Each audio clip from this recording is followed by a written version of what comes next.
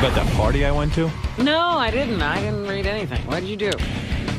Yeah, it was in the paper that I was there, but this was pretty cool. Over vacation, I got invited to John Bon Jovi's house, who we've known for like 20-something years, John, you know. Yeah.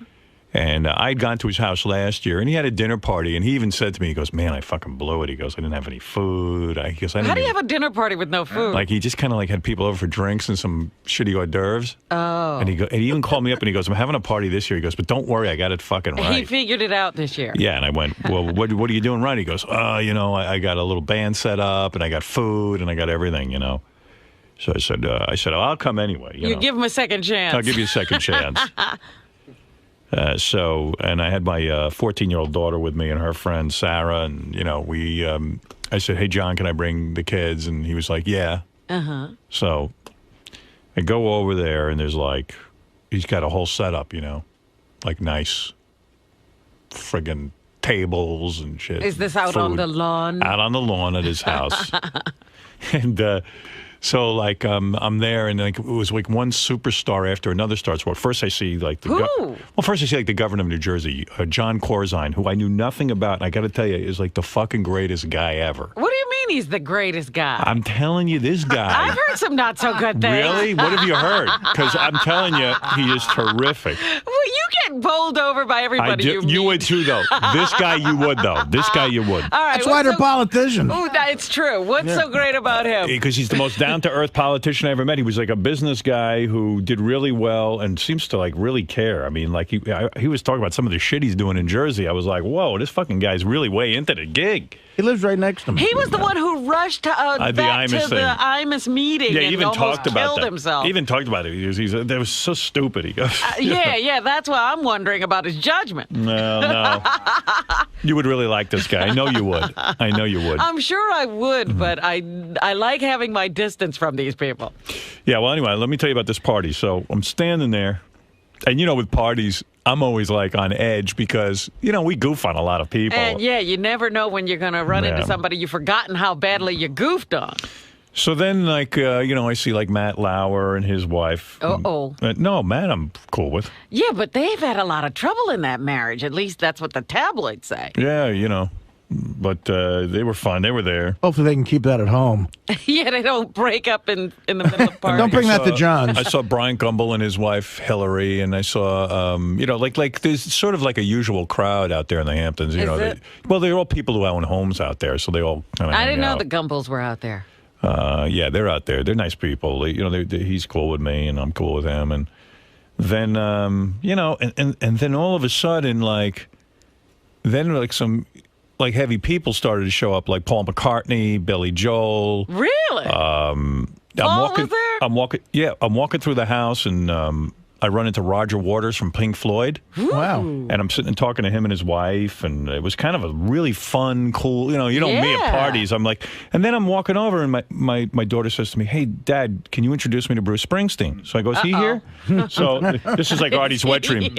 So I go over, because I met him once before, you know, for a second. And all of a sudden he's like, "Hey, Howard, how you doing?" We talked for about 10 minutes, 15 minutes. We're talking about, he's like, you know, talking about like he can go to his old hometown. And I told him, you know, Artie lives in Jersey and you live in Jersey, and I told the governor that too, you know. yeah, that's my governor. Actually, the governor lives like really close to me. Yeah, he's a Hoboken guy. Yeah, he's right That's what he said. I see him all the time. Oh, yeah? And I'm talking to Bruce for like a long time until then he pulled the move where he goes, "Oh, I got a phone call here. I got to take this. Got to go somewhere quiet." Really? Yeah. So he blew you off, you think? Well, yeah, but it was appropriate. I mean, we had it was enough. It was going nowhere. I was getting into my Roosevelt stories about my hometown. And it was Roosevelt, Long Island. I don't think he wanted to bond that much. I thought you meant the president. No. Yeah, Howard, the goddamn blacks, I get it. My phone is ringing. I wanted to ask him if he would do American Idol or not to solve that problem. Please, you have no idea that this is my greatest torture, that fucking show is starting up again and Bruce has an album out, and I'm like, is there anybody in the business who could talk him into it? And first of all, did you read, what scared me the most is I read this amazing article about Rick Rubin in the New York Times Magazine. Did you read that fucking thing? Yes. And I'm reading it going, and he's praising how relevant now.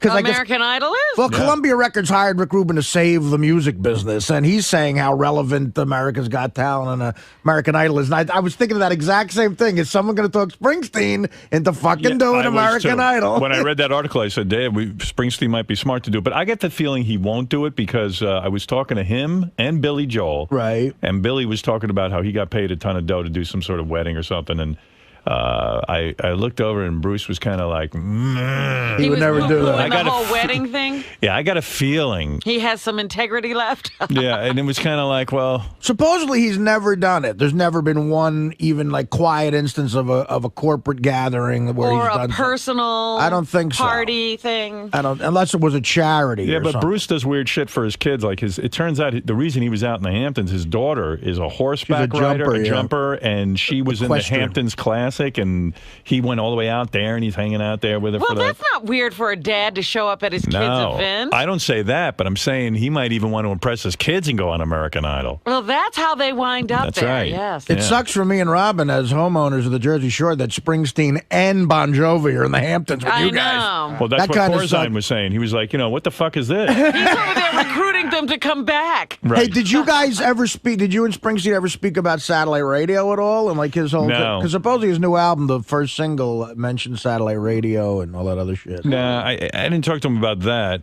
And then, so let me tell you about this. So then I'm walking around and I run into, so who do I see walking in? Chevy Chase. Oh. Now there's something that could go either way. Yeah, I did see him in California, and we worked our shit out. Right. And it was no big deal, but Janie was with him, the wife, who evidently, like, I heard She's still on the warpath. Yeah, it hates me. So I saw Chevy, and it was great. We had a really good conversation, quite frankly. And then all of a sudden, Janie came up to me, and we worked our shit out, too. Oh, so, did you have a peace talk? Yeah, so I was trying to describe to Beth how bad things were between me and Chevy and Janie and the history of that whole thing on our show. So I'm going to bring her a tape so she can hear it. Because, God. Yeah, because she was like, well, what are you so nervous about? I go, well, dude, you have no idea. The guy has threatened me. Yeah. And then Frank Gifford dropped out of the ceiling. No, I'm just kidding. Yeah. But anyway, for the most part, it was kind of cool. And then I see this chick sitting with Roger Waters and his wife, and I thought it was like Gwyneth Paltrow, but someone told me it was Naomi Watts, but I don't know. I didn't know who she... You can't tell these blondes apart. I can't. I didn't know who it was, and he's showing me her baby pictures. Was she pregnant? Or did Naomi... She just had a baby. Oh, she just had the baby. So that must be her, right? Yeah. Oh, okay. So I don't know a lot of these people, you know what I mean? Some of the younger starlets. I'm sort of out of it. Don't be like that. Some old codger. I am, though. Know people. I am an old codger. Oh, I was like, I don't know who this broad is. I thought it was Gwyneth Paltrow. You know Jay-Z's honest before any of us. That's true. So I'm getting like my dad. I'm like, which one is this? The Gwyneth Paltrow? Who is she? Who is Naomi Watts? What was she in? So I know who that is. So I didn't know who anybody. A lot of people I don't know. But then after dinner was served, John got up with this band he had. He had a band from Jersey there playing. And then John did a couple of songs, which was really cool. We all sat around and watched them. And then all of a sudden he goes, hey, come on, guys, come on up here. And Paul gets up and does the song. They had like a jam session? It was Paul McCartney, Jimmy Buffett, Billy Joel, John Bon Jovi. Did Roger? Roger got up and did Wish You Were Here. Wow. I mean, it was, it was pretty fucking crazy. Mind-blowing. Yeah, Bruce didn't get up, though. I think he had left by then. No kidding. Yeah. See, maybe Bruce won't do American Idol. He didn't even do the jam session. It was a way cool party, and then it was reported in the newspaper that I was there, and I was rocking out. Oh, really? Were you? I missed that. I missed seeing that. You miss seeing what? The you in the paper, and I usually try to read the papers. I miss seeing that you were rocking out. But I wasn't. I was clapping. Like during a jam, if you just sit there, you look like a dick. Right. You got to do something. But it was kind of sweet because, even Chevy Chase goes, "Damn, my phone won't work. I don't know how to work the camera on this phone." And he was trying to get pictures. He's trying to take pictures of it, and I said, "I don't know, man. I don't know anything about it." Well, I have to officially thank you on the air for the weekend you gave me. Howard got me a ticket to see Tom Petty and the Heartbreakers out in the Hamptons, and I stayed with him, and it was just the fucking greatest weekend of my life. How great was Tom Petty, man? Tom Petty was awesome. You went to see Tom Petty too? I did, and I got to tell you something. I had another mind-blowing experience in terms of music. Thank you, by the way, for that, dude. That was very nice. The night before Artie showed up, we got a great story about Ralph and all this shit. But really? Yeah. I have results concerning a bet that you guys might have had, too, about Ralph. Oh, you do? Okay. All right, good. Wait, are we going to learn all about this? There's a big Ralph incident happened. A major Ralph thing. What is a major Ralph incident? Well, we're going to get to it. There's a lot to get to. See, now I'm totally intrigued. Anyway, so the night before Artie shows up, I invited Artie out to stay at my place because out there in the Hamptons, they were having a concert with Tom Petty. And it was kind of cool. Because it's not a lot of people. It's like 1,500 people tops. Right. And they serve a dinner and the whole thing. And, that's pretty cool to see a guy. Unbelievable, yeah. In that smallest setting.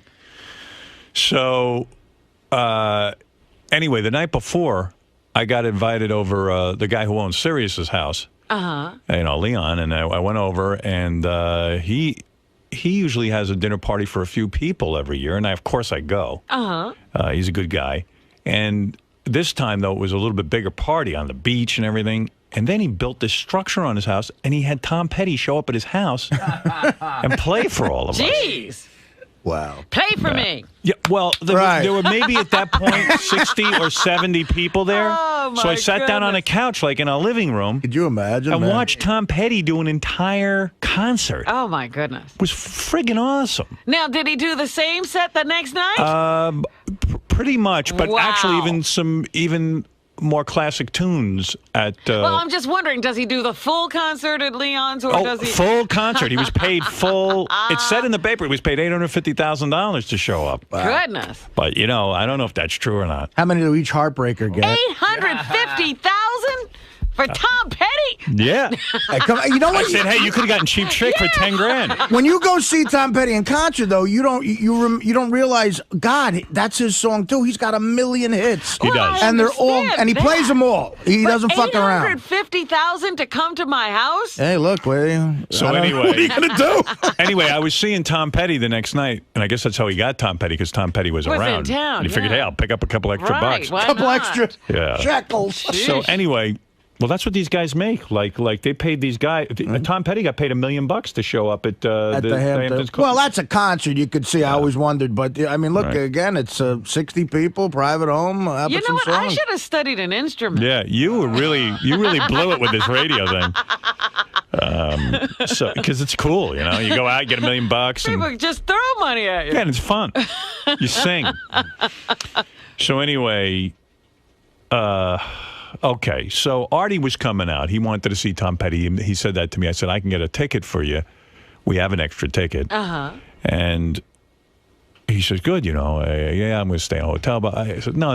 You stay with me. Of course you come out and you stay with me. So I was excited to see Artie socially, Yeah. It's fun to do. So where do I begin? Yeah. So I guess I kind of like...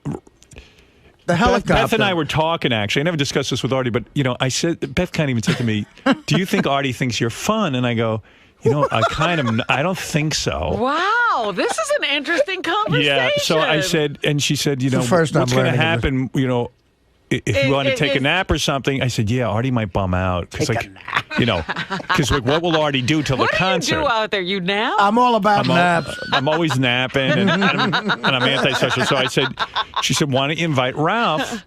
So he can entertain Artie? So he can at least, because doesn't Artie like Ralph? I go, I think Artie likes Ralph. You never know, But you're not sure. Ralph. You're not sure. I said, it might be nice to have that dynamic going where Artie has a, guy hanging out there. And when you're napping, Ralph can take up the slack. Which actually was not a dumb plan, because I come off a nap and I go downstairs and I see Artie and Ralph in the hot tub together. Yeah, we went in the pool. Well, we went for a walk on the beach and had a couple of mini cigars. Did you hold hands? And of course, Artie doesn't bring a bathing suit, but Ralph cut up a pair of sweatpants for Artie, made a mock bathing suit. I had no plan on going in the pool. You were so happy in the water. No, but then I looked at the pool. It was so inviting, And I mean, you're going to a guy's house. You bring stuff. Artie was weightless in the pool. I had my own room. My room looked out onto the pool and the bathroom. Well, what did you think he was going to do with you? I put him in a sewer. Where was he going going to put you in a tent And I in said, the back? we took a walk on the beach, and I said, you know what, fuck it. That pool looks great right now. We had a few hours, and I told Ralph, go get a pair of scissors, and we'll cut up my sweatpants. So that's exactly what he did, which was good. That's like a fashion project for Ralph. Yeah. Most guys would punch you in the face. That keeps him happy. So you were keeping him occupied. I bet it made him happy, as Robin points out. And also, I bet he did a great job. He did, actually. I never actually saw the bathing suit. You were in the water the whole time. They're very even and everything. But I would like, maybe in the future. I realized, too, you wouldn't come out of the hot tub till I left. I don't know why. Yeah, I don't need that wait a minute. You let Ralph see you in your suit. Well, Ralph's microphone isn't on 5 hours a day. Well, it's funny because I'm sitting there and I go, boy, these guys. I said, these guys are like, Artie goes, I'm boiling like chicken soup. Because he's in the hot tub. And I said, and I left. And then I was walking up to my bedroom and I look out the window and I see Artie's emerging. Yeah, he sprung out of and the I said, hot tub. he didn't want to get out of the hot tub in front of me. Me and Ralph were trying to think of a rap in case we got chicks back there at night, like how to pretend it was our house. So we needed Howard to give us information about stuff. Like, yeah, right. Like, what's but this? isn't it interesting that you think so much about what Howard's going to comment on? It's not totally true. I mean, look, Howard. I mean, I'm not in the like a young Starsky or Hutch at this point. I don't. Anyway, he doesn't realize I love him. I love him fat or skinny. Yeah, he doesn't care. Thank you. Anyway, so if only broads were like that. So anyway, we. So that part was fun, they had an amazing meal set up. I mean, I can't even explain how beautiful the whole experience was. Food. It was great to hang with Artie outside of the show. I took a helicopter out there because I've never done that before. I've been on helicopters, but never out to the Hamptons. I said, fuck it, I'll splurge. And that's kind of where the Ralph situation starts. You want to start that story? I guess I could. And Gary's a part of this, too, by the way. Well... So I said to myself, I'm going to go out. Howard made this nice invitation, and I said, fuck it, I'll splurge. I'm going to take a helicopter out there. And so I don't have to deal with traffic. And I found out there's a helipad literally yards from Howard. Whatever. Yeah. Well, I mean, okay. It wasn't going to make your trip very long. It was very convenient. I hope I don't that. Okay, go ahead. Yes. Yeah, it was a very convenient situation. So I price the helicopter. It ain't cheap. And no, it's not cheap at all. And, Gary the whole time was like, please, let me pay for half of this. But he was even more than he thought. And I was like, look, Gary, don't worry about it. It's fine. I was going to do this anyway. I'm happy to have the company. Ralph, the last minute, sort of the day before, says, listen, I'm coming. So what time do I have to be at the... He doesn't even ask you. He just assumes he can do this. No. I checked out that it was okay. Right. So, no, he called the day before. All right. But it turns out, and again, it's just weird how stuff with Ralph just makes a minor adjustment when something goes wrong. The guy had to get another helicopter because it went from 2 to 3 people. But it was it was worse than that because I got really maybe the most insulting phone call I've ever gotten from Artie's assistant, which was he needed to know how much I weighed. I swear to God. So then he goes, and I think at one point he goes, all right, 220 and 300. All right, we're going to have to get a bigger copter. Yeah, right. Because 3 guys needs a bigger copter because of the weight. Teddy, a master in etiquette. So anyway, so they had to get a different, which I found out I was going to get this really cool helicopter that's sort of like a state-of-the-art thing, and now they had to switch it to a little bit of an older one. A Toyota with a wing. Like the one they use for construction. Yeah, whatever. So already Artie's, he goes, man, if Ralph's going to be late, I'm I start leaving. stressing about that because I wanted to get out there on time and everything. Right. It turns out because of fog, we were delayed anyway, but at no point. In other words, it would have been quicker if they drove. In some, not quite, but almost. Yeah. There was a lot of fog, which fucked everything up. But we got out there on the helicopter. But at no point does Ralph even think about saying thank you or look, can I pay? Right. How much do you want me to chip in? Nothing like that ever comes Can up. I tell you something? I get to the place first where the helicopter Not that I care, but again, my God. I get to the place first where the helicopter takes off from. So I walk in and I go, is this where I'm supposed to be? Ralph, I mean, I can't tell you he did anything wrong, but there's a way he walks in as if it's his place. Right. Do you know what I mean? Like he walks in, they have like Hamptons magazines out. Like there's another couple there. Ralph walks in, like sort of doesn't look at them, like picks up a magazine, starts thumbing through it, talking about how great the trip is going to be as if he takes it every week. Right. It's just a funny way he is. Right. It's Ralph. Ralph acts as if, yes. Right. And so I'll get through this, and then I'll hand the ball off to you No, at no, some keep point going. here. No, But no, I no. just so He because tells it it's a better than I long do. it's a long thing. Yeah. Go on. I'm intrigued. I could hang on every word. So we get out there and hang in on this one. because they changed the helicopters, the car that was coming to get us didn't know what was the right helicopter to Okay. get. They had information about the old one that was just 2 people. So now with just 3 people, with just new helicopter, the guy didn't know where to go. So indirectly, we had to wait an hour for a car once we landed. So it really was like we might as well have walked. Right. And and again, of course, you don't blame Ralph directly for this, but it's just so funny that it's something Ralph caused indirectly that made this mayhem sort All of of happen. a sudden, it just wasn't a smooth trip. Yeah, and But I gotta tell you, Howard, Artie is stressing. The two of you guys you guys stress out on so much stuff.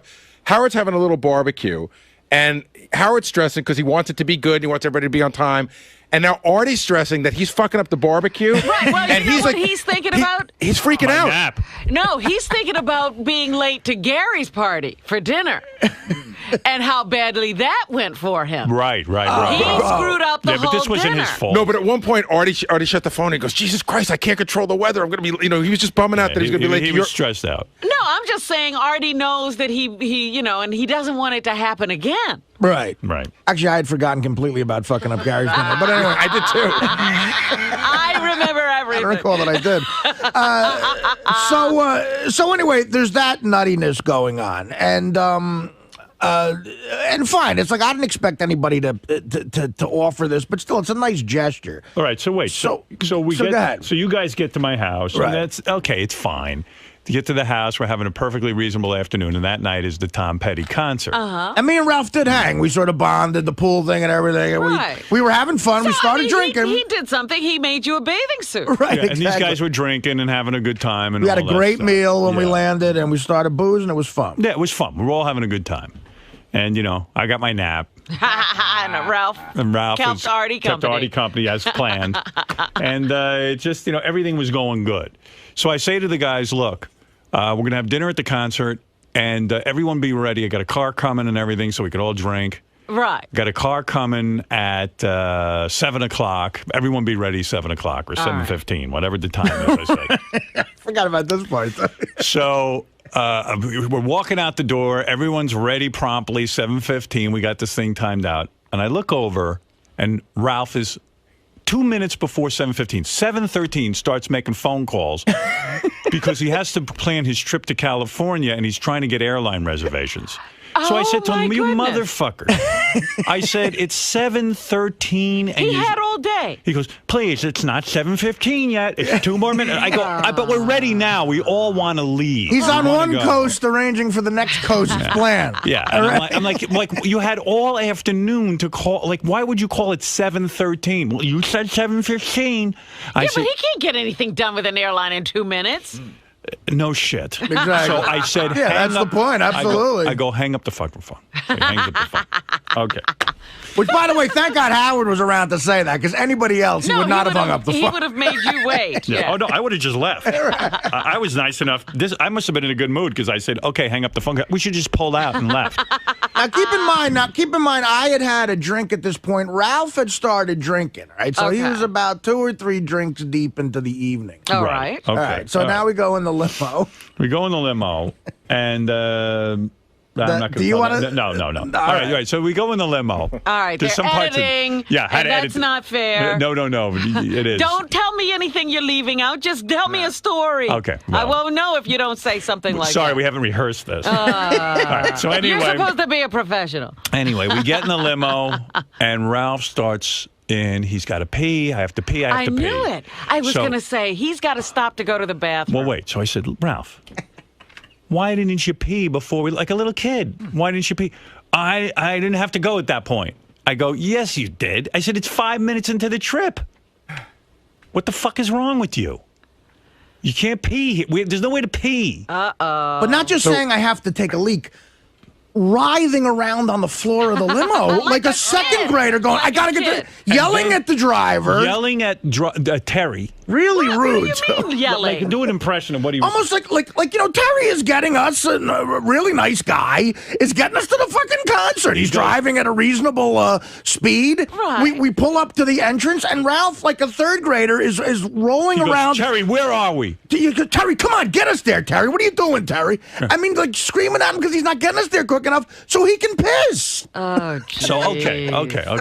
Is this a mental condition? Wait. This is nothing. And we all have another couple drinks in the limo, So Yeah. Oh, now so he's drinking on top of. Right, the night's rolling.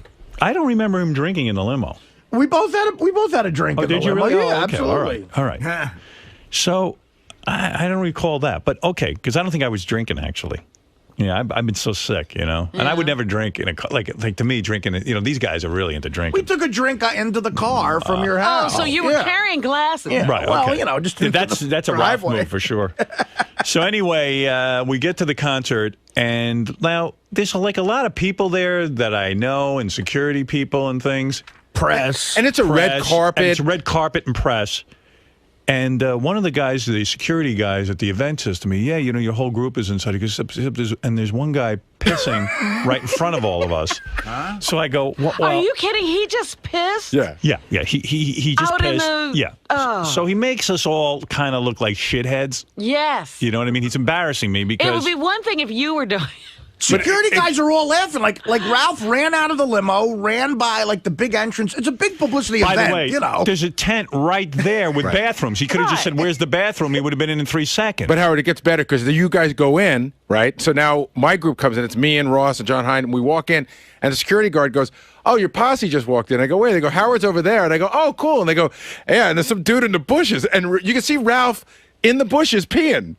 Yeah, in front of this event. But So anybody could have walked by and seen Ralph pissing. Yeah. everyone did. But the part was that it now becomes not Ralph's peeing in the bushes, but Howard Stern's guy is in the bushes. Well, that's what I'm saying. Right. That now you pee in the bushes. Well, think about it this way, all right? Oh, we get out of a limo. We get out of Howard Stern's A limo. and boom, out pops a guy peeing. Right. I mean, it's like Paparazzi like all over the place. Right, One of right, those right. Hamptons events, Right. Oh, what a boob. a boob. So, like at this point, I'm like, Ralph, stay away from me. I don't want to be near you. Yeah, And I said, pretend you don't know me. and I said, if you start smoking pot, I don't want to be anywhere near you. I don't want a picture of me with anyone smoking pot. I don't want, I don't want that drug thing. Right. I just don't. It's not an image that I condone. The pissing is enough. Yeah, the pissing image is bad enough because people tag me as being a slob and Right, uncouth right, and yeah. being an asshole. Howard Stern's gang rolls out of a Right. car and starts peeing all over everybody. My entourage. And everyone's disgusted. Artie's disgusted. I'm disgusted. And despite Artie's on-air demeanor, he's a pretty low-key guy. And like we go somewhere and he knows how to He knows behave. how to behave himself. Guy's a heroin addict. He knows how to behave himself. Well, I can call an audible at the line at this point in my life. But I was going It to say, doesn't it's even- not that Artie behaves himself everywhere, but he knows where to behave Right, himself. yeah, Artie's exactly. like the most considerate guy. Like when Artie left my house, the bed was made. I didn't ask him to do this. The room was spotless.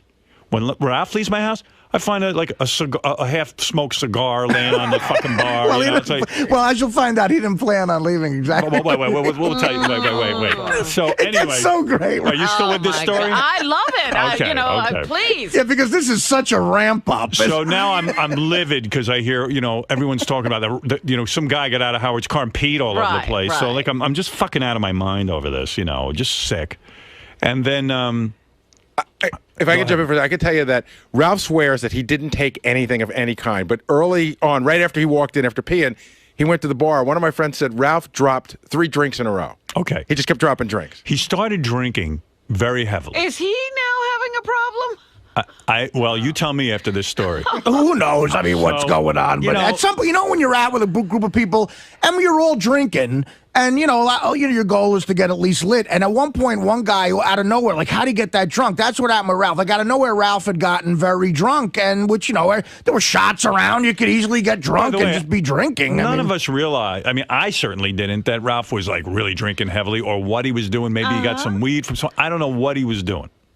From what I could tell, he drank, and then when the concert started, he went up to the front and came back, and like I was talking to him, and he kept dropping his iPhone and everything, but like he was perfectly coherent as far as I was concerned. Okay. Did you guys agree? I mean, it wasn't like he knew he was shit-faced. He was dancing obnoxiously and running in, hitting into people, but in a way, you know, he was just being sort of Ralphish. He wasn't being like, you wouldn't think, my God, this guy needs help. The first tip-off that Ralph was really, really drunk was at the end. The show's over, and we're standing there, and this couple is really a big fan of Artie, and the girl's pretty cute, and the guy's pretty average looking, and Ralph, it got to the point where Artie and I thought that the guy was going to punch Ralph in the mouth because the girl wanted to take a picture. They both wanted to take a picture, and he kept saying, "You're really hot. Lose that guy. Fuck off. You can't be in the picture." Like really obnoxious, really inappropriate stuff. This is the Ralph that got punched out at Scores, I think. Right. Yeah. Yeah. He says really weird things. It was such a cool scene where at the very end of the concert, I had pushed up front as well, and it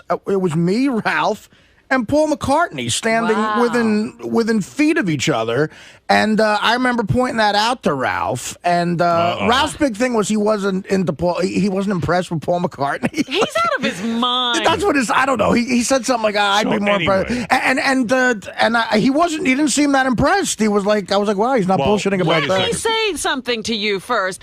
Ralph goes to see Beatles impersonators. Right. He loves the Beatles. Well, he's more impressed with that. Well, it ties into costumes. the rest of it, though, why he wasn't so impressed with it. But wait a second. So I leave about, there's like 3 songs left on the set list, and I was like, well, I want to beat the traffic, and I want to go home. And I said to Artie, and all the guys, I'm going home. They were like, okay, don't worry, we're with Ross and a whole bunch of guys. Yeah, they had a way to get They were back going out or for the whatever. night. Yeah. They were going to have boys' night We out. were going to go, it turns into a club scene there at the end. So, they'd have a little bar area. Okay. And they'd bring out a DJ to play dance music. And it would have been a nightmare for Howard to try to get out of there. So we knew, we had set it up earlier. Howard was like, he said, look, I'm probably going to leave. You guys hang. And I said to Artie, if you want to come with me or Ralph, I said, or any of the guys, I said, I'll give you a ride. But, they said, no, we got it covered. Okay.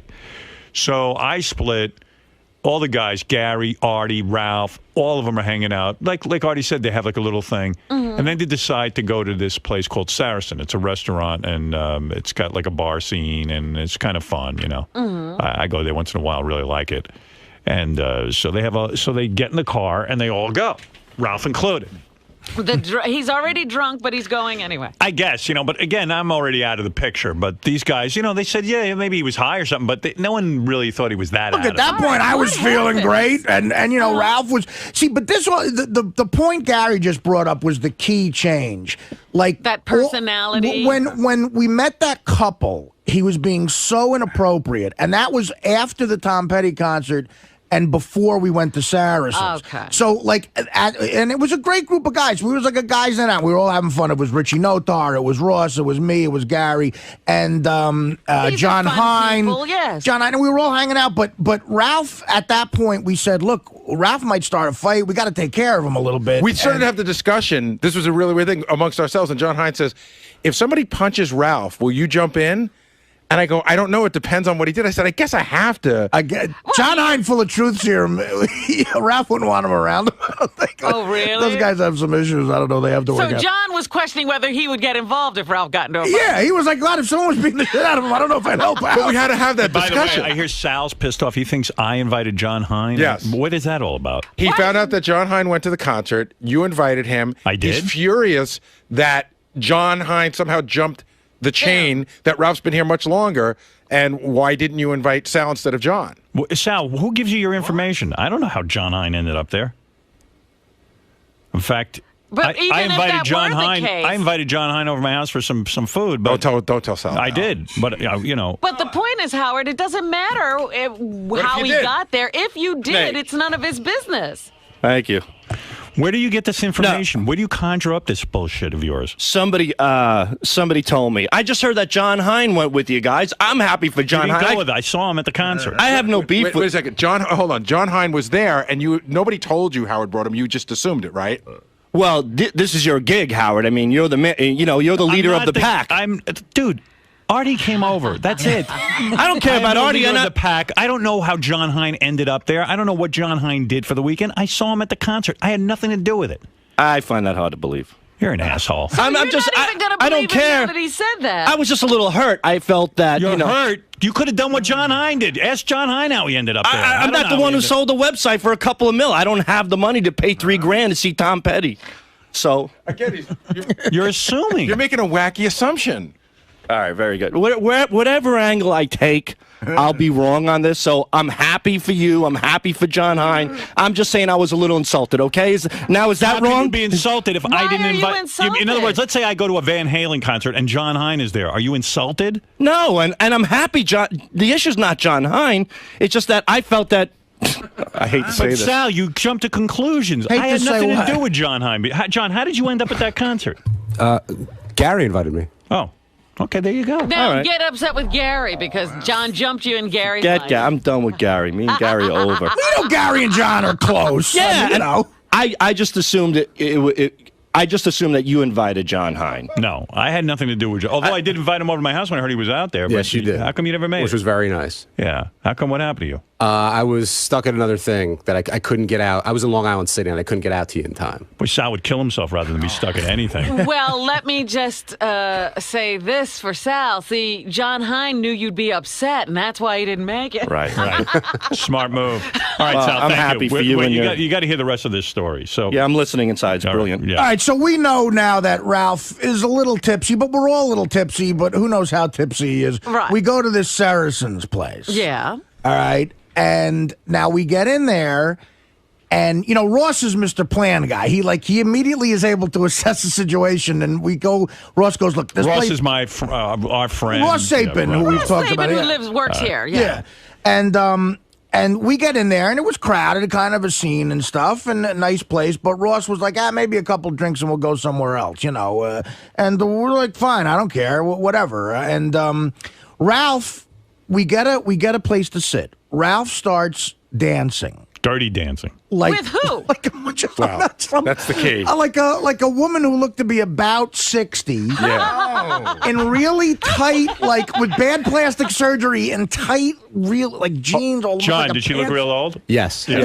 Artie's being complimentary at this point. Mr. Evaluator. She was heavy, and that's being, kind. Kind. And this is from a guy, when you see a model walk in, And he he goes, her goes- ears are small and her middle toe's too long. Yeah. He's out dancing with a chubby 60-year-old woman and appearing Dirty to love dancing. it. Yeah, no, he's During, totally like that really So- annoying Latin music Artie- you hear at a feast, you know. Artie was like, hey, there's a bunch of old broads here. I'm going home. Oh, my So Artie decides he's going to bail on the night. It's probably about 1 o'clock in the morning at this point, or 12:30. We who all knows? decide we're going to bail on this place. We're all Right. now. The group is deciding to leave. Okay. Okay. You know. So a Right. couple of people, Gary included, go up to Ralph and say, hey, we're all leaving now. And they While say... he's dirty dancing? While he's dirty dancing. And Ralph says, looks at them coherently and says, look, man, don't worry. I'll catch up with you guys, or I'll just make it back to Howard's house, whatever. Well, don't worry. It was actually worse than that. At first he said, I'll be fine. But then he said, you guys go and come and pick me up on your way back. Right, that's what he wanted. That's like, what he we're his fucking taxi drivers. Yeah, and Gary goes, there is no way back, Ralph. We're going. That's it. Either you leave now. Or you find your own way. Right, so he's like, fine. So again, you get out in front of the club and guys, some guy, like when you're with a group of guys, some guys are like, fuck them, especially if you don't know them. But Artie and John Hein get out front and they go, wait a minute, we can't just leave Ralph here. We have to, we have to be Why sure. not? So Well, that's John, what Ross was saying. Artie was like, you know what? The guy might be fucked up. I'm going to go in and I am going to make sure that Ralph understands. Well, no, first Gary had a turn, then John Hein went in. He goes, Art, you're feeling guilty? I'm going to go in and ask him. So John Hein, and John is a pretty So efficient you guy. see, the right? evening is all about Ralph Right, and so getting no him way. from place to place. Always. But wait a second, wait. So Artie says, I don't care what these two guys said. I don't want to feel guilty. I don't want to leave a You guy. got to go make sure for Yeah, yourself. because at this point he said, hey, maybe he's drunk and doesn't know what he's doing. This is the third time going back there. All right. So Artie goes in and he says, look, Ralph, we are leaving. How are you going to get home? Don't worry, I'll get home, blah, blah, blah, blah, blah. Dancing He with goes- a chick, arm around a chick. Yeah, like, all right, the well, 60-year-old broad. Yeah. He's So- still with her. Yeah, so Artie says to him, do you know where Howard lives? He goes, take the address down. Write it down in your iPhone or whatever the fuck that thing is. Right. So Artie's telling him, yelling out the address, giving him the address. Ralph goes, I don't know, work my iPhone. Don't worry, I know it. And he repeats the address. Okay. I realize, people sort of recognize this. I'm yelling out Howard's address in the middle of a dance floor at a crowded club. All right, because Artie felt like whatever. He needed to take care of Ralph. Right. So he goes, Ralph, do you even have? If you have to get a cab or whatever, he goes, do you have money? Do you have money? Artie hands Ralph $300 cash and says, here, take this money. I want to make sure you can get home. Now, somehow Artie, Ralph, I don't have a way home. Somehow Ralph, exactly. Somehow Ralph evokes this in people. I know that he's got the world taking care of him. Most people would should be like Scott the engineer. You forget that he's even there. It should be that way, but it's not. Okay. So these guys leave. Artie decides to come back to my place. He comes home. Now, at this point, there's zero guilt in he's in no danger. Right. He's got money. He's an adult man. He seems to be having fun. He made a decision. I'm staying here, and we left. That's what happened. All right. I'm already asleep. You don't even know this has gone on. No. I've been in bed for hours already. I mean, I'm not putting up with this nonsense. I don't give a shit. Right. Yeah. I went home with my fiance and had a perfectly reasonable evening with her. So, I got to tell you, it just sounds exhausting, right? Oh my God! I wouldn't have even gone back in and asked Ralph. So the split was, which is what Ross wanted to say. That you were with Ross. So the split was Ross and Gary and the other guys go somewhere else, and John Hein took me back to Howard. All right. Okay, so that's the split. So then, I wake up the next morning, and I don't know. I listen to my messages. Yeah. There's 5 messages from Ralph. Oh. I go downstairs. I see his room hasn't been used. Oh. No Ralph. He never made it back. I go, oh, wow. Just before I listen to my messages, I go, Ralph must have hooked up with a broad or something. I didn't know about any old broad. You didn't know about the 60-year-old. No, I just said he must have hooked up with a broad. I know Ralph. Or he's staying at Ross's house or something went down. Right, he went home with somebody else. So I start listening to one panicked message after the other. It's like the first one comes in at about 4:30 in the morning.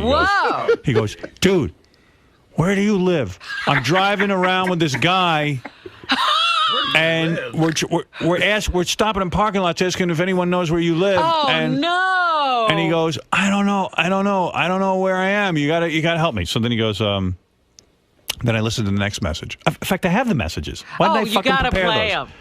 I should. You know what? Take a commercial break. I'll go get that lined up with Scott. All right. Yeah. Because we got to hear the messages. I can't wait to hear these. All right. Take a break. Take a break. Wait, you got to hear these messages. That's too funny. Hello. Hi. 2 seconds. Is that the phone? This is the phone right here. I got to do a whole punching in. I know. Okay, this is the phone. Thank you.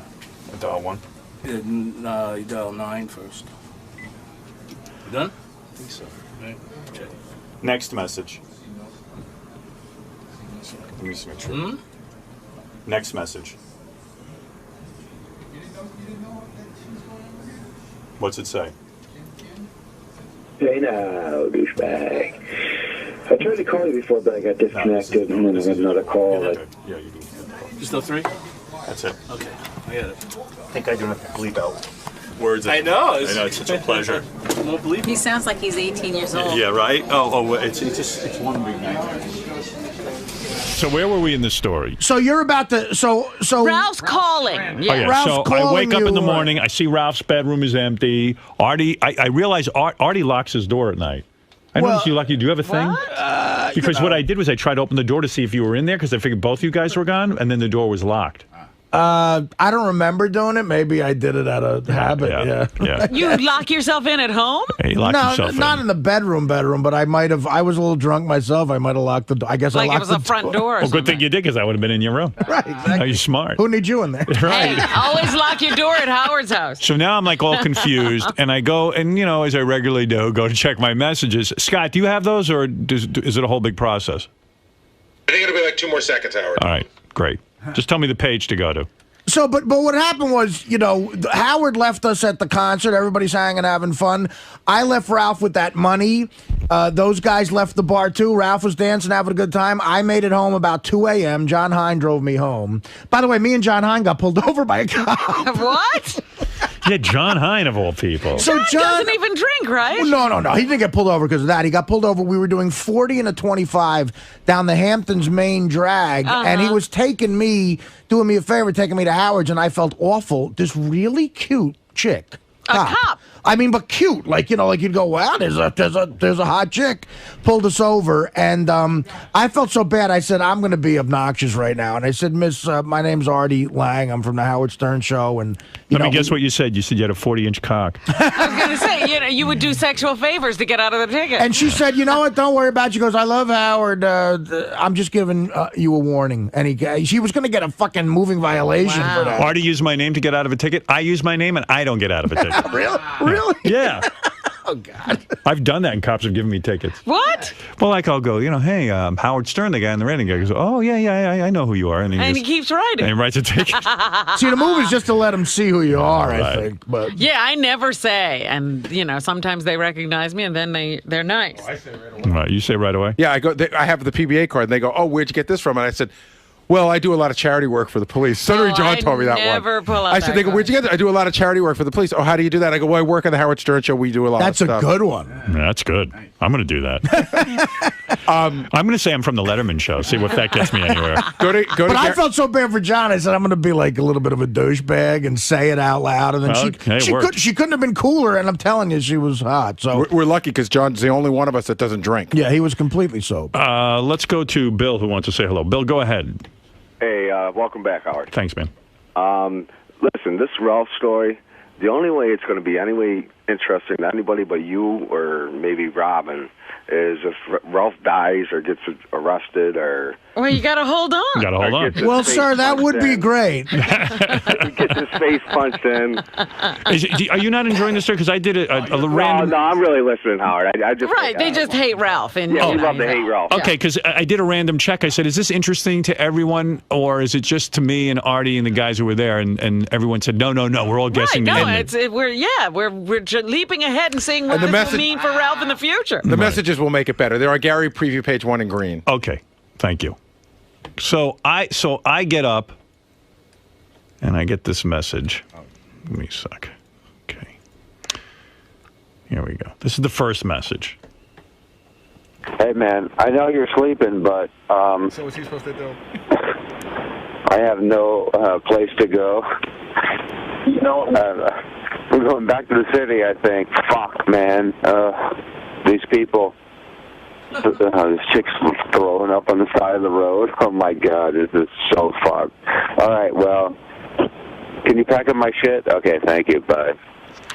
So now it's about 4:30 in the morning, and he's going back home. And I'm like, what the fuck happened So that's here? the first message you get. You have to be completely puzzled. No, I'm puzzled. Yeah, right. So how did he get so out of it? Then the next one is time stamped, I think, around 7 in the morning or 7:30. Hey, now. Hey, so I'm in Jersey City. What a fucking nightmare, man. Fucking guys ditched me. I didn't know where to go. I couldn't find your house. Went up and down the street, couldn't find the street, and so I had to get on the bus. And, oh my God, what a fucking nightmare. Fucking douchebags. They're douchebags. Cocksuckers. Fuck. All right, man, I'm going to sleep, so I'll talk to you during the day. Just throw my shit in a bag and give it to Artie. I got a shirt in the closet and some stuff in the bathroom and whatever underneath the TV to the right over there. Just throw my shit in a bag and I'm going to sleep. All right, man. Thanks, man. Bye. If they're all drinking, you knew exactly where everything was. Did you hear that description? Yeah, he sounds very lucid. He sounds very alert and all this other shit. I'm like, what the hell is going on? Yeah, what did they do to him? And then the third, and I'm like, well, what did these guys do? And I'm dying to wake Artie up, but I go, Artie slept till like 1 o'clock in the Artie locked his door so you couldn't. Yeah, I was in weekend mode. I put the air conditioning on. Did you sleep until noon or something? Well, on a night out, I got home. I didn't get to sleep till about 2:30, and I put the air conditioning on about 58. And he's calling these guys like cocksuckers and fucks, and I'm like, man, they really screwed him over. I don't know what's going on. What did they do to Ralphie? And then I'm like, Hey, douchebag, could you put some cookies in my bag, too, Can please? you Some believe of this guy? Marnie's cookies, like 3 or 4. That would be very good. Thank you. Oh, yeah. Fuck, dude. I can't believe I'm home. Fucking cocksuckers, man. Fucking assholes. Fucking... Oh, fuck. Dude, I had to... I'll tell you. I had to fucking scale the side of my building to get my house. What a fucking pig. Fuck. All right, bye. Just give me some cookies, though. All right, bye. So we get it. So Artie wakes up. All the guys come over to my place because we're going to have a meeting about what went down. So I finally wake up. There's a big summit. I wake up at Ross was noon over, and Gary, I make it into the kitchen. I could barely move. Like my 1 p.m. I wake up and I see Howard and Beth, and they go, "Did you hear what happened to Ralph?" And I'm like, "Oh fuck, what happened?" Right. And then I hear. So we tell him all this, and he goes, I fucking gave the guy $300. I went in 20 times and said to him, Ralph, I'm going home now. Do you know how to go? He goes, this is my worst nightmare. He goes, I never want to ditch a guy. I never would do that. He goes, I'm fucking mad. I'm outraged. There was no indication. I was really pissed because, look, the only way we'd be in the fault is if we sort of knew that Ralph was in a blackout or something. Right. But of course we didn't know that. But wait a minute. You know what? There was no indication of that. What John Hine told me was that when he went in to say, Ralph, we're leaving, we're really leaving, this is, how are you going to get home? Ralph said, just tell Ross to come back at such a time and pick me up. Right. Yeah, he kept saying that. And the other thing you should know, you know how Ralph has that iPhone that he's madly in love with, that he plays with like a baby? Yeah. So we wondered, he's got my cell phone number, he's got Ross's cell phone number, and he's got Howard's address in there. He's got this thing that he's in love with. Fucking thing runs out of batteries. Oh, you're kidding. That's why that's another great part of the story. Yeah. So we all decide to get him on a speakerphone and find out what's going on. And we tell him, hey, you're being an asshole. Artie went in, he goes, what? He claims he doesn't remember. I said, so what are you on? What kind of drugs are you doing? Because that ain't from drinking. What's wrong with you? He says, I swear I didn't I smoked a little weed at the concert, I drank, and that was it. I said, what's the last thing you remember? I said, do you remember sitting next to Paul McCartney? And it was me, you, and Paul McCartney in the third row, I said. And we were, having a great time listening to Don't Come Around Here No More, the last song. And he goes, Art, I don't remember standing next to you and Paul McCartney. I totally would remember that, which explained to me why he wasn't that into him. But there was no indication of that night. He seemed to be all right. So I said to Ralph, why didn't you go to a hotel? Oh, there were no hotels. I go, there's tons of fucking hotels. Why wouldn't you go to a diner and just wait till, I get up at 6 o'clock in the morning. What are you doing? He goes, I don't know. I don't know what I'm doing. Somehow he latched on to some guy. Yeah. This is the mystery thing. That he was driving around with. And because his iPhone, the single biggest advancement in the history of technology, that he can't call anybody, he borrows the guy's cell phone to call Howard. So now the guy has Howard's in his phone. Yeah, so clearly the guy knew Ralph was. Of course he knows Ralph and Howard. That's why he's doing all. And they're going up and down. And Ralph got out of the guy's car at one point and started yelling, "Does anyone know where Howard Stern lived?" And he said, "Fuck it." Know that? Because Ralph told us he did it. He goes, at some point, I was desperate, dude. I'm sorry, but I was desperate. Whatever he was on, he must have come off. But he got next to a very big celebrity's house who lives next to Howard. That was like a landmark. There's another sort of very big celebrity there, and as there are all over the place.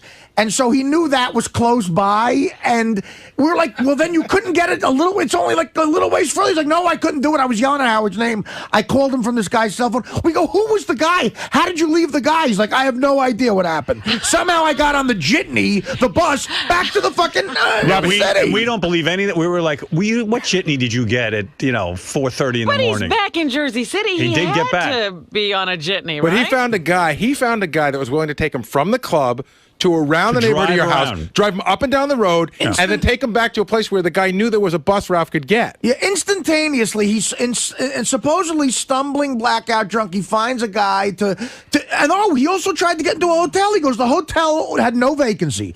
So he finds that information out. He he makes it somewhat back to Howard's house, makes phone calls, figures out his cell phone's dead, gets to the fucking bus stop. I couldn't do that coherent. But he's a train wreck. Yeah. I mean, it's like... So, and then I said, Ralph, do you remember? He goes, by the way, did someone give me money? I have a stack of hundreds. And I said, Ralph, I gave you $300. I said, you don't remember that? I put it right in front of your face. I go, dude, this is money for you to get home. He goes, yeah. He goes, actually, thanks for doing that. I didn't have a lot of money on me. Yeah, but meanwhile, here's the kicker to that part of the story. So he knew that I gave him the money, and I said, yeah, Ralph, that was me. And he goes, oh, thanks. That was nice of you. So. Well, no. He said he didn't remember you gave him $300. Right. He said, I said to him, do you remember Artie giving you $300? He goes, oh, is that how I had a pocket full of money? Right. Then we found that out on the phone. He said, oh, thanks. Yeah. But did he say on the phone that he was going to give you the money back? No, he never said that. He never said that. So listen to this. When's that going to happen? So now I'm packing Ralph's room up, which, by the way, is like spread out all over the house. I mean, like he So it wasn't just in his room. You had to go all over. It was It was just in his room, but he luxuriates and gets everything out and unpacked, and his books over here, and his this and his that.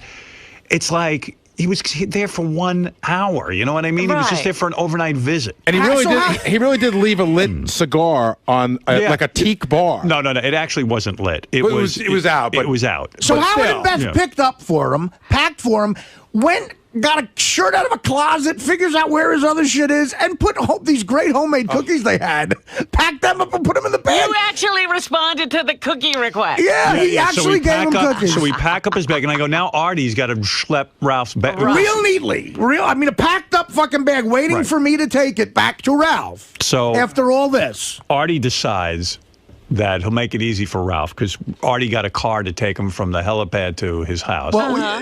What happened is, so now I have Ralph's bag, okay? And it's like one of those sort of, lazy Sundays where, you're hungover. What do I want to do? Me and Gary get the helicopter back. So, and again, the guy, there was an issue for the guy because I thought you were 3. He goes, no, we're only 2. And you could tell the guy had to change something. He goes, oh, whatever. I wish you would have told me that. So, Ralph inadvertently fucks up that guy's day in some way. So we're on the helicopter, which is the greatest ride ever. And in the middle of the helicopter ride back to Manhattan, I go to Gary. I go, listen, after all this bullshit, I can make Ralph's life so easy right now. I had my guy who always drives me, my driver Herb, picking me up at the helipad in Manhattan.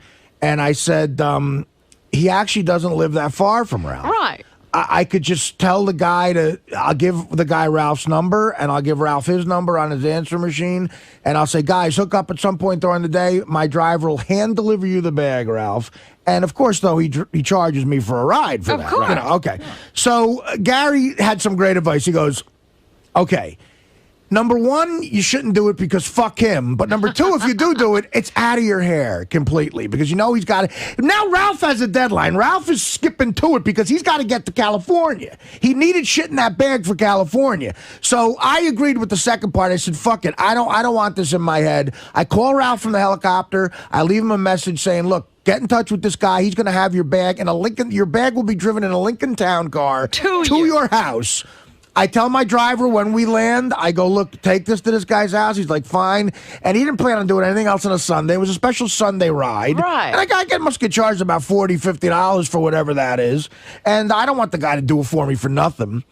So Ralph calls me back when I land. He goes, dude, thanks so much. That was really, really great. The guy fucking took it right to me, and I really need all that shit because I'm going to California tomorrow. And he goes, by the way, I gave the guy a few dollars. And I go, oh, that's nice. That's nice. You gave the guy a few dollars. He goes, yeah, so thanks, man. And I said, well, have a good time in California, I guess. And he goes, great, I will. Thank you for everything. Because by now he realized he was wrong. He goes, look, I'm not really mad about last night. I'm sorry you had to, give me the $300. He even re-brought it up again, $300. Right. Now, knowing he's going to California, he says he gave my driver a few dollars as a tip. Right. So then we just hang up, and he's going to California. I say, good luck, have a good time. I call my driver. I go, did he give you anything for me? And he goes, no. He didn't give me a package for you at all. He didn't give me any money to give back to me. He's like, nope. And I go, what did he tip you? And he goes, not much. He goes, like under $10, so just a few dollars. And, I don't know the exact number, but Ralph might dispute that. I got to check from my guy. But the point is, Now, am I right in assuming this is Ralph's mindset? Because this is what pisses me off. He's going to California. He doesn't have a lot of money on him. He figures, unless Artie brings it up, I'm not giving him back the $300. I got $300 cash on me. I'm taking this to L.A. Absolutely. And fuck it. Yeah. You gave it to him, Artie. Why would you want it back? You gave him the money. That's Artie's right. fuming mad because, and rightly so. Oh, absolutely. That, dude, where's my $300 back? Right. I gave it to you. He did that out of the goodness of his heart because he cared about Ralph, and Ralph is taking it. I wouldn't even say, even if he said to me, look, I needed it. I used, what's the jitney, $50? Say it's $100. Right. So he would have said, look, I'm low on cash. Here's the balance of the $300. But, and again, I'll give Ralph a chance to explain himself, but I started to overthink it, and I really got fucking mad. I said his mindset was totally that Artie's not bringing this up, so I'm not going to bring it up. Right. I'm going to L.A. I got an extra $300. Fuck it. I'm keeping it. After his bag got hand-delivered, Ralph cost me $350. Yeah. On top of whatever, the helicopter would have been. And not until he didn't thank me for the helicopter, by the way, until he made this really cheap fat joke at lunch. We were all having lunch, and he makes this like dumb fat joke that I was sort of pissed. I was aggravated by it, and I don't care about fat jokes, obviously, but something about it rubbed me the wrong way. And Ralph could see I was pissed, and then he went, "Oh, by the way, Art, thanks for the helicopter. That was really nice." Yeah. And so again, it's like I don't know. I just it's that sense of entitlement with money. And it's not about the money, of course, but just he's going to claim I forgot, Art. I forgot, or of course I was going to pay you back. Is there any way I let him on in thinking you don't have to pay me that money back? I don't think I said that. No. And in fact, I want to ask you guys a question because Ralph got mad at me on a wrap-up show a couple of weeks ago. He said that I'm the one who started this rumor, a fact about him that's wrong, that he has a sense of entitlement. But doesn't everything in that story show he feels he has a right to be on the helicopter, a right to have his bag delivered with cookies, by the way? Ralph knows that he has a sense of entitlement. But how do you not know? He wouldn't even recognize it because he's so entitled. How does he not remember the whole night? Because he's blacking out. But Howard, a couple of hours later, when you're like that, a couple hours later, he describes to the longitude and latitude where all the shit is in his room. Yeah. I got stuff a little bit to the right there. There's a shirt in the closet. In a black guy, I would remember had a shirt in a fucking closet. But he wasn't drinking then. This is, you got him before and after blackout. Speaking of blackouts, though, is Isaac here or is he on his honeymoon? I don't know. Isaac got married on Sunday. Well, Isaac's one of our guys who works on Howard TV. Great guy. Howard. What did you say? He's on his honeymoon. Oh, too bad. Because what? After all that telling about how Ralph's inappropriate, I'm going to be the... Here's a story about me being the most inappropriate. Artie accepted the invitation. I had RSVP'd that I wasn't coming. Right. Although I did send Isaac a gift, which he'll probably get when he gets back. But anyway, Artie was going to the wedding. Yeah. So what happened? Again, Isaac invited me to the wedding. Me and Isaac are friends. I think he's great. I know his wife, his now wife. Susie. They were getting married Sunday, and I went out Friday night, and I slept a day and a half. Get out of here. Hungover. And you slept a day and a half? I woke up Saturday afternoon. And again, this is what happens. If I don't have like a woman in my life to take care of me like a little baby, I forget stuff like this. So I totally forgot about the wedding. And I guess I have other friends who were going. All it would have taken is one guy to go, Art, how you getting to the wedding? You want to go together? Like, there was not one call like that. I know Richard went. You know what I mean? It was like, and I'm sitting there like in a daze, hungover, reading the sports section. I didn't remember till last night at 10 o'clock. I gander over at my fucking refrigerator and I see the invitation, and I had a feeling of such horror. Wait a minute. You didn't go to the refrigerator all weekend? I did, but it's like, this is what happens. I put it up. When you hang stuff on a refrigerator, you don't... I put it up a month ago. It became part of the refrigerator. Right. And I totally, I look at it and I go, I didn't go to fucking Isaac's wedding. And I didn't even call. So now, it was too of crap. I heard a rumor too, Robin, that you bailed on Isaac's wedding a week before the event. He knew that was a possibility. Oh, okay. It was too late. it was too late to call him. It was 10 o'clock last night. So I said, listen, I'm sure people at the show know about this. I'm going to have to deal with it. I sat down and I literally wrote a 3-page apology. apology? You should read that on the air. You want Really, me to? you should make it public. Well, let me Is give it boring or is it good? It's me thinking of every self-deprecating, awful thing about myself to say. Don't read it then. Before he's no, you know what? If he wants to, I'll give it to him. If he wants All to right, read it, he he can can read it. read But I also, and of course, to put a period at the end of the inappropriate You have sentence, to give a huge gift. I gave more money because I feel so guilty. What'd you give him? I'm not going to say that. If he could read the note and say how tell much you, if he wants, but I got it sealed here, marked to him. And guys, I'll say this to when I see you. I'm so sorry, guys. I felt Because when horrible. I did bail, Isaac said, well, Artie's going to be there by himself. Oh, God.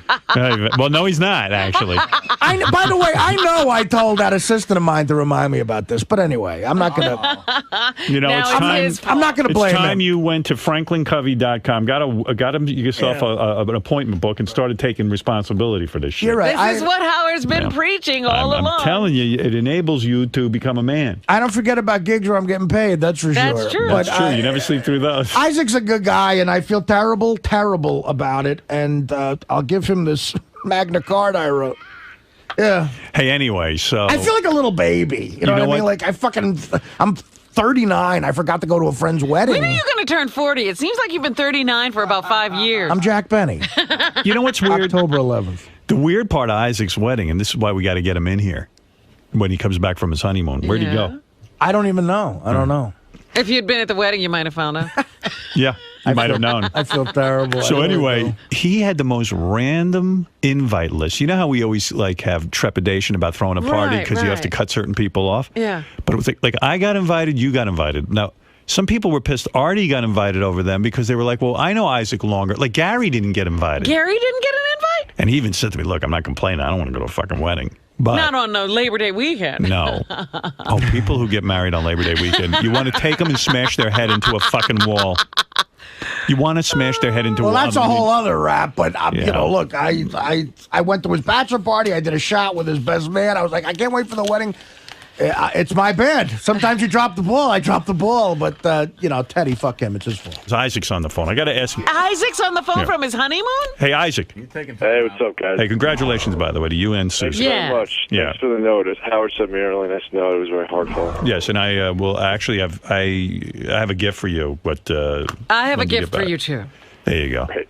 Anyway, your guest list was kind of random. It was like weird, like Artie, me, Robin. Was Fred invited? Were you But invited? wasn't Fred? invited, no. But, you know, No.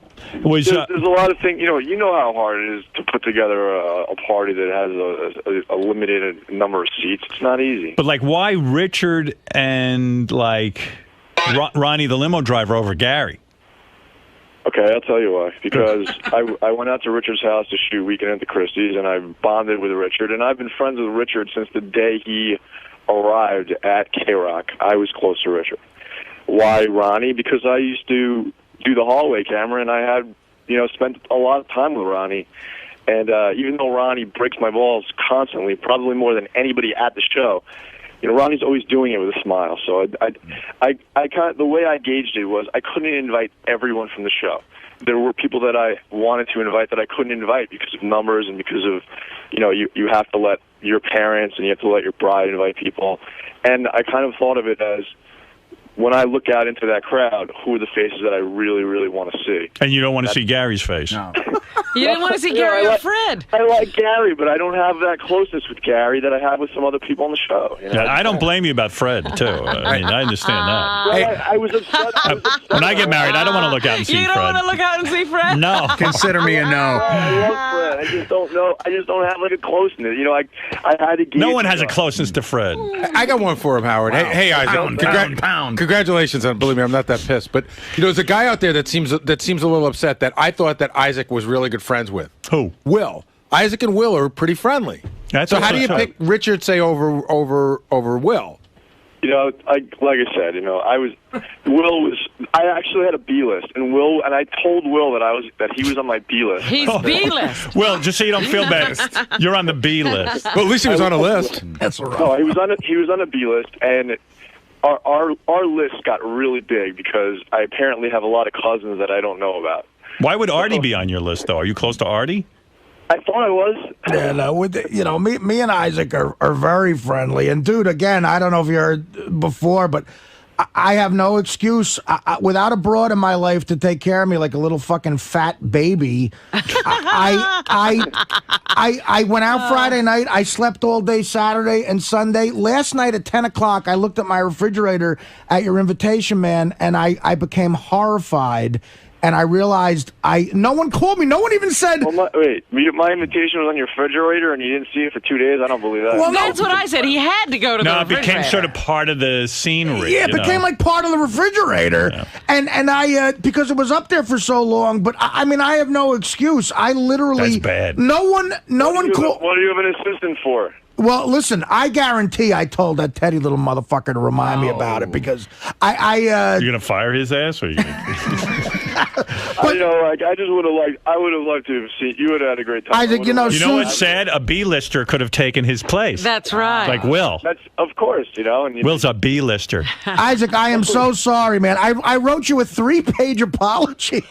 And I have a check for you, and I don't know what to say, man. I'm sorry. I'm sorry to Susan. I By know the way, how women. Susan's a piece of ass. She's hot. I was just looking at And a picture of her. too. She's got nice titties. Oh, stop it. Thank you very That's much. his wife now. You're Big talking deal. about. You did well. Isaac, I'm happy when a guy tells me my wife would have nice titties. Isaac's wife is a very talented line producer. As a matter of fact, we interviewed her she worked on the Chappelle Look at her show. titties in that picture. Yeah. And we interviewed Isaac's wife to line produce Beer League. Isaac, is that her wedding dress that I'm seeing with the pink sash around it? Or is that like an that's her wedding dress. Boy, with the titties like that, huh? Pretty revealing. Yeah, Look she at got that. into really good shape for the wedding. She's always been great. I mean, she's amazing. I definitely scored out of my league. She wear a bikini or a one piece? She wears a bikini. She doesn't really go to she doesn't really like the sun though, so she stays out of the sun. So she's got a flat, hard stomach? She's in amazing shape right now. She does have a flat stomach. She's got a great body. And those are real titties? Good breast to stomach ratio. And that's real boobies? Those are real boobs. Nice.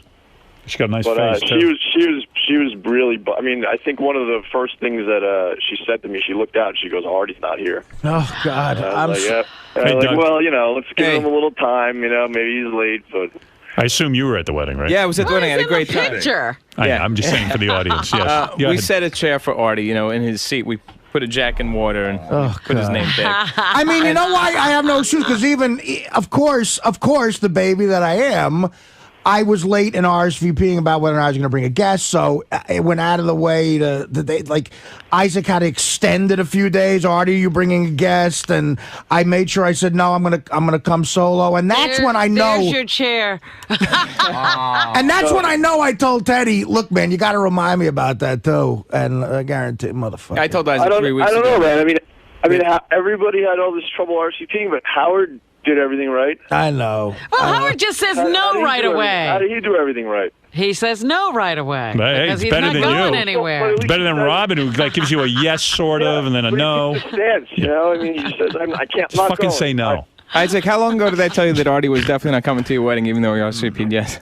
Doug predicted this thing. Why would you think that? Because look, I'm right. And I know, but have I done this in the past? Well, I don't know if you want to get into that. But I did. Sort of. When? It was a shoot.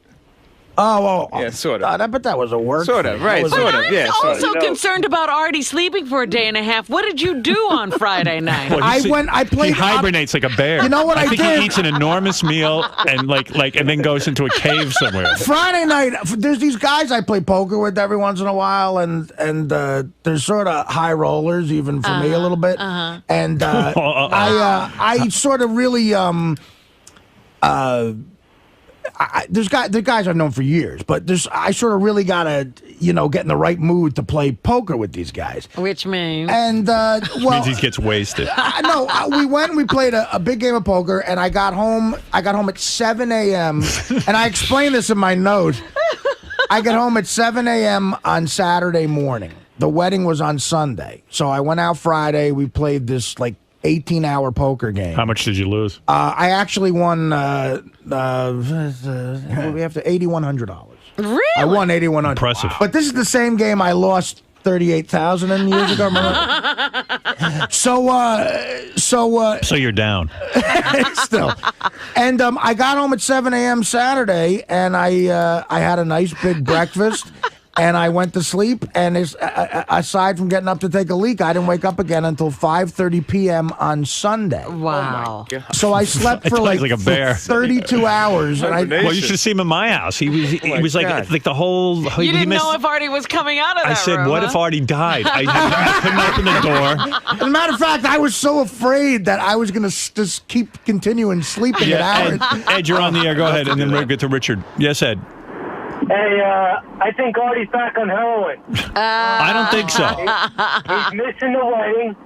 He's carrying lots of cash with him. Who carries all that cash with him? Well, when you're going to play poker, what are you talking about? All right, let's go to. Like the cash I gave to Ralph. $300 out in the Hamptons. The world is not exactly your oyster, Ralph. Yeah, Mike, you're on the air in Toronto.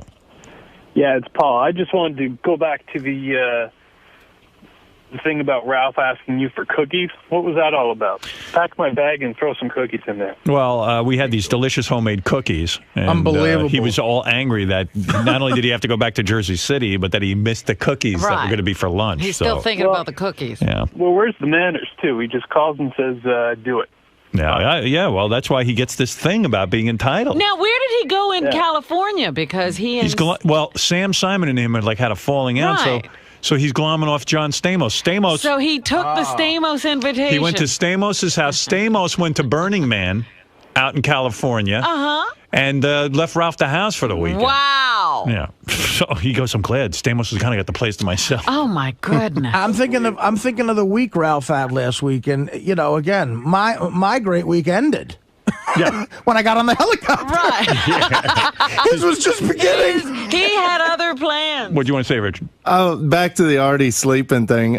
We took a nap together on the Rescue Me set in his trailer, and this assistant girl, I felt so bad for her. She had to wake him up from his nap, and he was like out of it. She was like, Artie, yeah, and Langford's there with a microphone recording it all. And he looked so funny when he woke up. He just stared and looked around like he had just been born or really, something. I'm like a so, baby. Like at a that crazy point, kind of sleeper. on that point, I'm so depressed. But I got back from this card game. I had won a little money. I was a little hungover. I had cold pizza that was left over in my refrigerator and 2 Cokes. Ugh. And then I fucking I slept. I slept for 34 hours. Me and Doug were talking at the wedding. I don't even think that's possible. We were talking. We wanted to guess. Like, I'm sure Artie is giving Isaac a ridiculous amount of money because he didn't make the wedding. Like he's throwing money. Listen, at him. You Isaac, tell me how much. He's giving him all of his Isaac's winnings. gone already. I Oh, hung he up on is? him. I didn't mean to hang up on him. Yeah, but I mean, must have. there's a reason that Isaac had a wedding on a Sunday on a holiday weekend in the morning because they had low budget. Yeah. So I know. one seat was a big deal. I know, and I What'd felt you give him? I'm not saying Come that's on. up to Isaac if he wants to. But the one thing I will say to Isaac, I said, please just don't waste your time arguing with me. Give me over under $3 grand. Is ripping it up 4 the check. figures? Is it over $3 grand or under? Is it 4 figures? Yes, it's 4 figures. Okay. Is it over or under 3? I'm not getting into that. Because you might have gone completely berserk Yeah, with I guilt. don't That's the other thing. You go completely That's berserk. because I know his wife. His wife is wonderful, but I don't really know her. So it's like I guarantee you, the note that I wrote. I just tried to think of every awful way to insult myself. And then at the end, I said, look, I'm sure this figure is inappropriate, but please, what else would you expect at this point? I have no other way to make up. Yeah, and again, this is you can see why I. Artie's insane with money is, because I'm a pretty good tipper. I really am. And this guy, like, we go to a concert and they had a bartender there, and he says to the guy, not even a bartender, like a guy serving drinks, Right. and he just says to the guy, you could tip him $50. Uh-huh. And then, like, he gives. I was going to ask. But Artie, those guys do pay attention to you for the rest of the I night. want to make sure I never without a drink, and I'm Well, like, he's got a problem. Yeah, I was going to ask you, Artie, because I noticed it. I got to say, you are the most amazing tipper I've ever seen. I watched you the whole weekend. he goes to the helipad, for example. Uh-huh. Some guy takes his bag out of Artie's car and puts it on the helicopter. Artie gives him $100. It was like that was like a 10-foot walk. That guy brought it into the thing. It was like a 10-foot walk. $100? He's Jackie Gleason. Again, it's and the thing, it's not out of kindness. It's out of insane insecurity, which is why. It's like, are you afraid that guy's going to talk bad about you? No, I don't know what it's. No, because I tip with money I didn't have before I had money. I would over tip. I thought you were just too lazy to get change of 100, so you just give everyone 100. Maybe that has happened before. That has without question happened before. It's like, I don't want it. I'm like, just take it. I don't know. I mean, but even handing Ralph $300, it doesn't take $300 to get back to Well, I wanted to make sure, look, there's no way this fucking guy could not get back. It was very nice of you. But, I heard you guys had a bet whether or not Ralph was going to pay me back. Was that true? I don't know. I did. I said. Yeah, we did. You, the only one that said he would pay back. Ross and I both said he wouldn't pay back. And now he's going to pay back because he will pay back. Well, now you've embarrassed him. Right, but he will. But pay he wouldn't have paid back had it been left. Now, you have no radio show. No, he never paid you back. Right. Not yet. As of now, but I'm sure you're right, Howard. I'm sure he'll pay me back eventually. Now, did he ever pay you that bet? Although actually he didn't. And I was up in the air. And I was out on the air just the same way. Dominic Barber, you're on the air. Yeah, I don't think he should feel bad asking about the wedding because when my daughter got married, Robin never told us whether she was or wasn't coming. Right to the wedding date. It's terrible. Hey, did Robin bring a weird 13-year-old girl to your wedding? No. And Howard. I asked that. I had a guest. You wanted me at your wedding. I think you asked me like the day before. It was like a day or two before. Oh my God! No, really, You're still carrying on about It's this? just funny. It's just odd behavior. It's odd behavior. This is why weddings. I'm telling you. I hate you, and now I'm sorry I ever came to your wedding. I loved having it at the wedding, but more than a few people. Like that was at the time where your sexuality was in question. Right, I have a 13-year-old girl. And it was like, what's with Robin and the 13-year-old girl at the wedding? Yeah, but you assumed she was also a pedophile? Yeah, I have a 13-year-old People just thought it was weird. I always suspected you were a pedophile. Howard, did you think it was weird? Seriously. People thought it was I don't just... remember. I don't, but Dominic, I think Dominic's thing is very, very relevant. That's not right, Robin. But Howard, do you remember how I was on the fence the whole time. Not to RSVP is wrong. I was on the do you fence. remember how you got out of my daughter's wedding? It was incredible. I think he had RSVP'd, yes. No. I left the country. What did I do? He made believe you went to Europe. I actually was in Europe. Yeah. Right. He was promoting a film. Allison came. And you talk about guys who were overly generous, too. I tried to pay, remember Dominic got me fitted for that suit. I'm trying to pay him back. He refuses to take the money. He ripped up the check. I don't want money. Give me my wedding present back, Gary. Oh. Did you go on your date with Jimmy Florentine over vacation yet? Oh, wow. I forgot about that. No? No. I am no longer single. And by the way, Robin canceled on Gary's dinner party an hour before. So, you know. Do we have to? And I was sick. I wish to God, I swear to God, I'm sure Robin was sick, but I wish I would have had tape because it was definitely one of those voices that was getting raspier as the as it went on. I guarantee you Robin wasn't sick. I was sick. Why would I? You had a tickle in your throat. No, it wasn't. It was much more than a tickle. You know what I worry about? Women especially take weddings so seriously, and I've fucked up in the past with shit And like I this, gave too. Dominic's daughter a wonderful present. Very nice. Very and generous. so did Howard. No, you both gave great presents. All right, thanks, Dominic. Let me move on because Lisa G's got it. What is it, Doug? Just one more thing about the wedding. When a hillbilly tries to dress himself up in a tuxedo, it was so funny. Richard was so clueless with what he was wearing. You know those like a handkerchief that you wear, like you're supposed to have a nice handkerchief. So Richard had it, and I was like, that looks too pocket perfect. square. Yeah. Yeah. So I lifted it. It was so I pulled it out. attached? It's attached to the cardboard with the price tag on it still. And then he had he couldn't button his shirt, so the button's unbuttoned on the top button with a black T-shirt underneath sticking out. Richard, you were doing a bit. You know that you can't have the box and the receipt on the fucking handkerchief. No, I had it inside my pocket where you couldn't see most of the time. Doug just pulled it out. You never took it off? No. If you can't see it, why take it off? Got a point there. There's Richard. But I gotta say, Howard, I gotta give you a compliment. Like you Jewish people know how to throw a wedding. It was a blast. Think all You Jews? Jewish people. Yeah. Think all Jews know how to do it? Oh man, like I got I've been to a thank couple of shitty Jewish weddings. I got to thank Isaac and Susie because it was a lot of fun. They lifted them up on the chairs and everybody was dancing and the booze was flowing. It was a lot of fun. Rich is like, why are they lifting the Jews up in the air? It's symbolic of getting away in the Holocaust. Richard's like, where's the rope? You say everything's amazing, though, so. No, I had a great time. It was a morning wedding. He was drunk off his ass by like 12:30. Bill, you're on the air in Harrisburg. Hey, Howard, how are you? Free How you booze. doing? First time caller, long time listener. I was actually wondering if Isaac would ask Artie to read the letter over there. Oh, Artie will read it on the air. Do you want to hear it? Yeah, right now. Yeah, let's hear your letter. He said he would let Isaac do that. Isaac will reveal the amount. No, he said Isaac could read the letter if he wanted. Okay, listen. No, I put the kill on reading Isaac's letter because I just thought it would be real long, but maybe it'd be funny. It's three. It's going to be hilarious. Let's hear it. Come on, read it. I'm not. There's no way I'm telling you what the check is for. You gotta all right, well, then just leave out the dollar amount. Just leave out the dollar amount and read the letter. Let's go blank. You want Isaac back on the phone to hear it? Nah. Yeah, he should hear his apology in person. Well, I mean, again, I wrote this at the height of feeling so. I might have had like as soon as you. I know, it's awesome radio. Definitely. I might have had a whiskey. I'm feeling Fred's piano music the coming on height too. of self-hatred is Let's what hear I your wrote. letter. Go ahead. Isaac and Susan. It's already funny. It's already great. Isaac and Susan.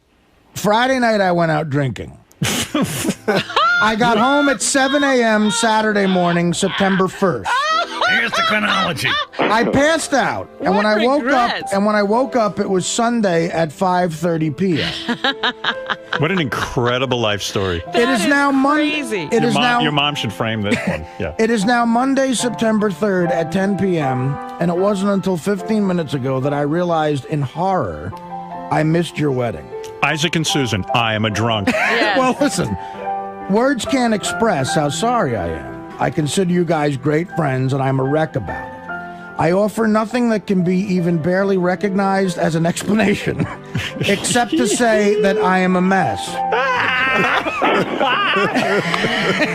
I've actually, believe it or not, done this before. Without a woman in my life to take care of me. This is like the speech in The Godfather. Listen to this, without a woman. What do you keep bringing that up? Without a woman in my life to take care of me, like an obese, whining, selfish. Is this for real? Pompous. That's in the letter. Pretentious ass baby. My life becomes a thick forest of bullshit and chaos. Good Lord, Artie. Not that you should care. Believe me, your wedding would have been scarred with my miserable, pudgy, barely shaved, enormous face hovering over it like a self-absorbed, depressed blimp. Is this for real? That is not on that paper. Let me see that. I'm sure it was wonderful, and Artie's it's my. definitely on heroin again. I'm sure it was wonderful, and it's my loss having not been there. Look at it this way: at least you have an asshole friend to talk about at parties. Feel free to speak of me loudly, since I will probably be missing another great affair, sleeping through it like a stuck pig filled with whiskey and Excedrin PM. This is the greatest letter ever. Does that really say that? Please accept this check as my wedding gift. If the amount seems inappropriate, don't give it a second thought. What else would you expect at this point? The money is better off with you. After all, how many double-stuffed Oreos and Marlboro Reds can one douchebag buy? Wow. Wow. All the best. You're a great couple. Sorry again, Artie. P.S. Please excuse the vomit and grease stains on this note. Jeez.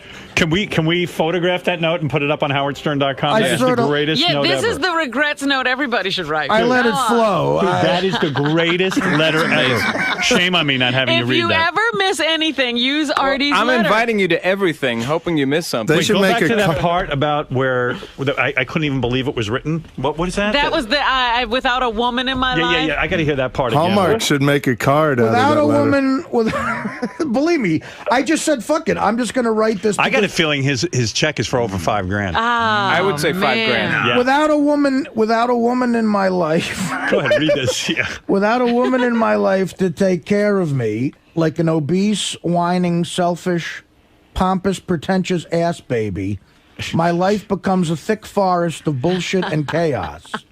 Not that you should care. Believe me, your wedding would have been scarred with my miserable, pudgy, barely shaved, enormous face hovering over it like a self-absorbed, depressed blimp. Wow. Damn. That's an awesome letter. Dude. Yeah, we have to scan that and actually Yeah, with we'll scroll the it on handwriting Howard is great. TV too. Yeah, that's Put a a good nice one. scroll Yeah, to read it. go ahead. Take it from Artie and scan it, please. That's an amazing letter, Artie. Congratulations. Wow. Congratulations. That's how terrible I felt. I felt terrible. He took a $5,000 nap.